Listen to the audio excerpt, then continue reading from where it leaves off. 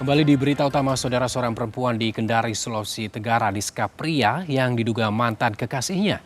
Penyelamatan tidak berjalan mulus karena pelaku dan rekannya melakukan perlawanan. Bahkan warga yang terprovokasi ikut menyerang polisi.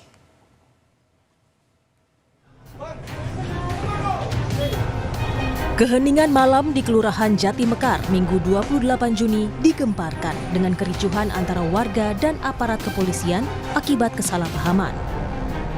Awalnya polisi hendak mengevakuasi perempuan korban penyekapan berinisial NA, tetapi mendadak sekelompok orang menghadang polisi.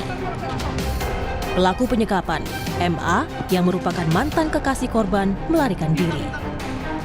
Polisi pun mengeluarkan sejumlah tembakan peringatan, tetapi kondisi yang memanas membuat polisi memilih mundur. Pada saat penyelamatan korban tersebut, terjadi perlawanan dari warga sekitar. Warga lokasi sekitar, mereka melakukan pelemparan batu kepada anggota, dan beberapa juga anggota mengalami luka memar akibat batu. Mobil patroli hancur sedikit ya di bagian kap mobil. Namun demikian untuk pelaku memang berhasil kabur, tapi kami janji kami bisa menangkap yang bersangkutan. Tapi jika dia beritikat baik, silakan secepatnya menyerahkan diri.